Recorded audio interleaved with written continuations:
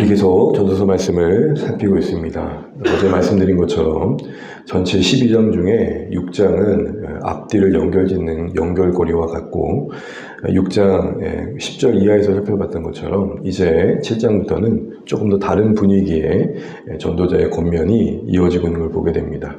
시간 속에 사는 우리가 하루하루를 어떻게 대해야 될지, 예측할 수 없는 내일을 바라보는 우리가 오늘 하루를 어찌 대해야 될지, 이런 의미의 이야기들이 많이 언급되는 것 같습니다.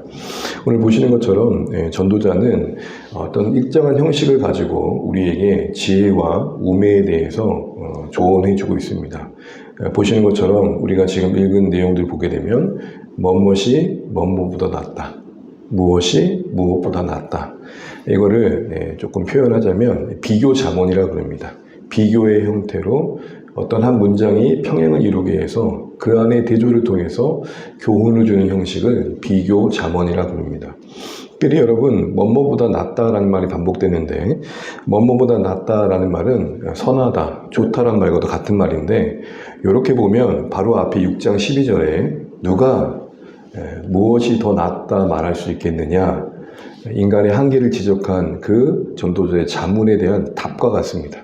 앞에서 12절에서는 누가 무엇이 낫다고 말할 수 있겠느냐 라고 질문을 했었다면, 이제 거기에 대해서 답을 하는 형식과 같은 모습으로 우리에게 교훈을 주고 있는 거죠. 그러면서 다루고 있는 내용들을 보게 되면 언뜻 보시면 알겠지만 죽음, 슬픔, 근심, 책망, 어찌 보면 그 자체적으로는 부정적인 이야기들이 더 낫다라고 이야기하고 있습니다.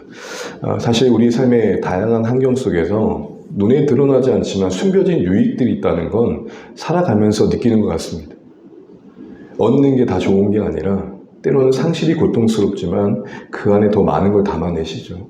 바로 그런 의미에서 지혜자는, 오늘 전도자는 우리 삶의 다양한 환경 속에, 특별히 우리에게 부정적으로 와닿을 수밖에 없는, 그 자체로는 좋아 보이지 않는 것들 속에 오히려 우리의 인생을 더 복되게 하는 지혜가 있다, 이거를 좀 더 관심 갖도록 듣고 있습니다. 그러면서 1절에 이렇게 시작합니다.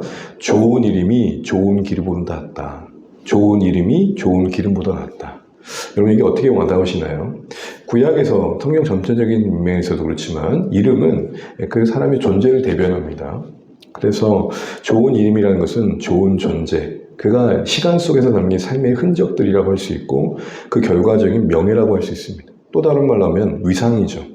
그에 대비되는 기름은 뭐겠습니까? 기름은 향을 내는 수단입니다. 부의 상징이기도 했고요. 그런데 이 기름의 특징이 뭐냐면 바르고 나면 그때는 그럴듯한데 곧 마른다는 거죠. 여러분, 방향제, 영구적 방향제가 있습니까? 차에도 좋은 냄새, 탈취를 위해서 방향제를 설치했지만 몇 주 지나고 나면은 교체해야 되지 않습니까? 영구적이지 않습니다. 그런 의미에서 일시적인 향을 말합니다. 그럴듯해 보이는 명성, 허상입니다. 이름이 명예라면 기름은 허상입니다. 그런데 그 이름이 기름보다 더 낫다라고 말합니다. 이건 이렇게 도전하는 거죠. 우리의 삶을 살아갈 때 잠시 잠깐 사람들의 시선 속에서 얼마나 번지르하게 보이느냐가 중요한 게 아니라, 우리 기름 바르면 되게 윤택이 나고 번지르해 보이잖아요.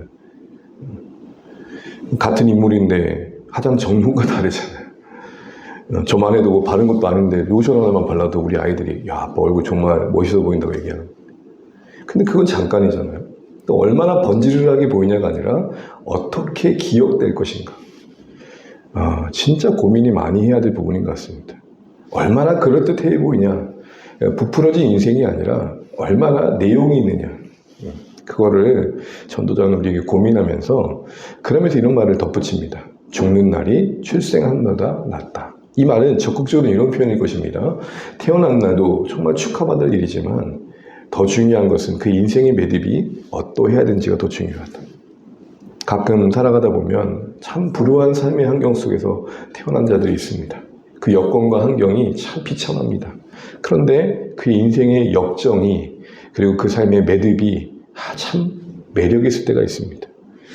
결국 어떤 한 날을 더 가치 있게 여기는 것은 다른 날들이 불필요하다, 문제 있다 얘기하는 게 아니라, 지금 이 비교 자체가 우리가 어디에 더 마음을 써야 되느냐, 이걸 얘기하고 있다라는 걸 염두하면 좋겠습니다. 그런 의미에서 태어난 날보다 어차피 태어날 순간이 있듯 그런 모든 인생들은 죽는 순간이 있다고 생각한다면 그 마지막 날이 어떠해야 될지를 생각할 게 필요하겠죠. 그게 이름을 생각하는 사람들의 삶의 방식이라는 겁니다. 그래서 이를 위해서 2절에 구체적인 이런 권면도 합니다. 우리 2절을 같이 한번 읽어볼까요? 시작. 초상집에 가는 것이 잔치집에 가는 것보다 나으니 모든 사람의 끝이 이와 같이 됨이라 산자는 이것을 그의 마음에 둘지어다. 아멘. 실천적으로 전도자는 잔치집보다는 초상집에 더 많이 가는 게 낫다 이렇게 얘기를 합니다. 잔치집을 문제시 여기는 게 아님을 말씀드렸습니다.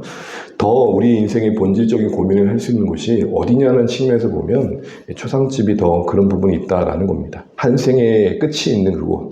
그것은 그 사람만의 끝이 아니라 오늘 언급되는 것처럼 나를 포함한 우리 모두의 끝을 기억하는 자리이기 때문에 오히려 더 우리 인생의 한계를 근본적으로 깨닫고 우리의 욕망을 다시 한번 내려놓고 진짜 뭘 붙들어야 될지 고민할 수 있는 자리가 그 자리이기 때문에 이런 얘기를 하고 있는 것이죠.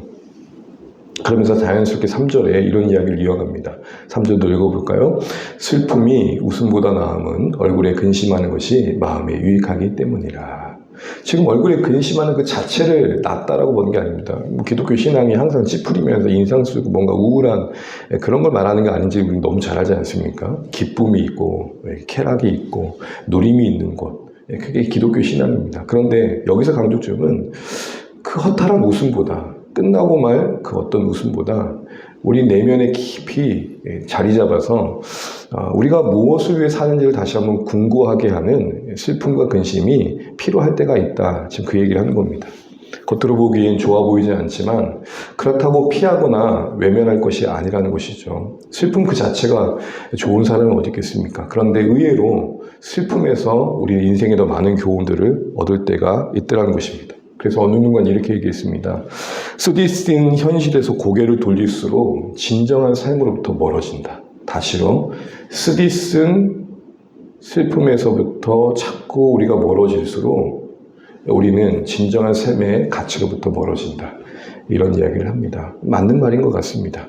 우리의 인생을 가만히 돌아보면 언제 내가 생각이 깊어지고 조금 더 타인에 대한 공감이 자랍니까? 내가 슬픔을 경험할 때. 어떤 상실과 어떤 빼앗김 속에 또 예측할 수 없는 상황 속에 맞부딪힐 때 우리는 결국 그 한계 앞에서 더 잘합니다.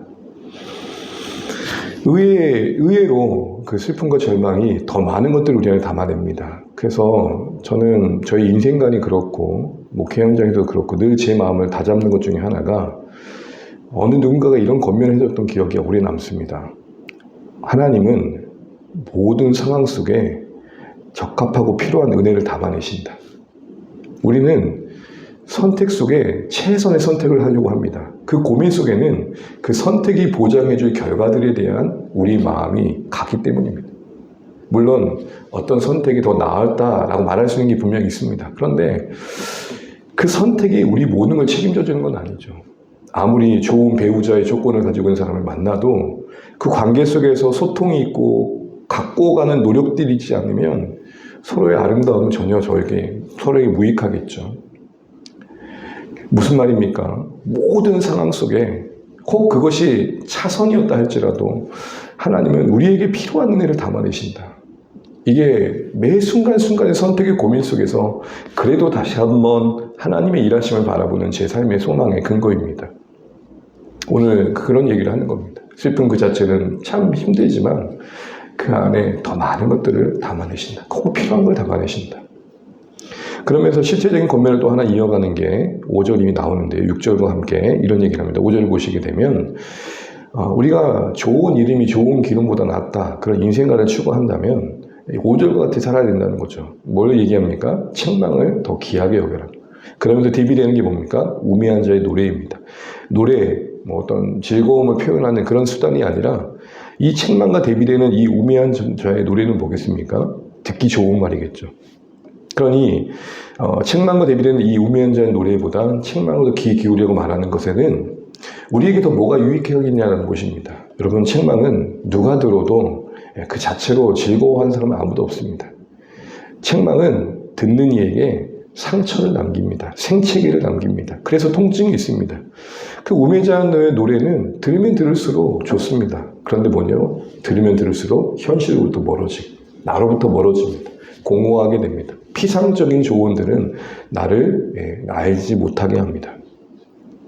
그래서 오늘 전도자는 정말 우리의 이름을 이름되게 하려면 이런 책망에도 귀를 기울이라고 말합니다. 그러면서 비유하길 6절에 보게 되면 우매한 자의 놀이를 뭐라고 비유하고 있냐면 6절 한번 보실래요? 우매한 자들의 웃음소리는 솥, 그러니까 밥을 짓는 솥, 그 밑에 가시나무 타는 소리래요. 지금 가스레인지지만 옛날에는 뭔가를 끓여내려면 불을 지펴야 됐고 그곳은 장작이나 나무를 넣어야겠죠. 그런데 가시나무를 넣는데요. 여러분, 가시나무는 솥을 끓이는 데 쓰는 게 아니라 불쏘시개 정도로 쓸 수 있겠죠. 이게 바짝 말라가지고 장가지가 많으니까 넣으면 어떤 소리가 날까요? 타닥타닥타닥타닥타닥. 진드건이 타는 게 아니라 타닥타닥타닥타닥 하는 거예요. 시끄러워요. 뭘 얘기하는 걸까요? 그 우매자의 웃음소리는 솥을 끌어내는데 요란한 소리를 내는 가시나무처럼 오히려 해롭다, 이렇게 얘기를 하고 있는 것입니다. 그 미련한 자, 어리석은 자의 그 웃음소리, 입에 바른 칭찬, 이거 아무런 유익도 제공하지 못하고 오히려 방해가 된다고 말합니다. 그러면서 마지막으로 7절에 왜 우리가 책망에 귀 기울여야 되는지를 이야기합니다. 7절 읽고 마치겠습니다. 같이 읽을게요. 탐욕이 지혜자를 우매하게 하고 뇌물이 사람의 명철을 망하게 하느니라. 아멘. 아무리 지혜 있다는 자들이라도 탐욕이, 구체적으로는 뇌물로 상대하는 물질에 대한 욕망이 그를 무너뜨린다고 말합니다. 그러니 책망에 귀를 기울이라고 하면 무슨 말이죠? 지혜 있다는 자들도 탐욕에 매수당할 수 있다는 것입니다. 여러분, 오늘날 참 똑똑하다고 하는 사람들이 상식 밖의 선택을 하고 미련한 행동을 보일 때가 있습니다. 가만히 보면 어떤 게 보이십니까? 각자 어떤 권력과 이권과 재물에 그 탐심이 그 이면에 있는 것을 상식적인 사람들은 다 봅니다. 그 탐심이 그 어떤 자리와 물질에 대한 이권에 대한 어떤 욕망이 그 눈을 흐리게 해서 그간의 지식은 무용지물이 되게 하는 것이죠. 그래서 결국은 무분별한 행동을 하게 되고 거듭 진짜 어떻게 저렇게 행동하지, 선택하지 라는 모습을 보이는 것입니다. 결국 책망을 이야기하며 지혜자가 탐심에 매수될 수 있으면 이야기하는 건 뭡니까? 우리 너무 잘 아는 것처럼 어느 누구도 자꾸 삶이 피상적일수록, 그리고 순간적인 즐거움을 추구할수록 자신이 버려내야 되고 살펴내야 되며 떨쳐내야 될 그릇된 것들로부터 벗어나기가 쉽지 않다라는 것입니다.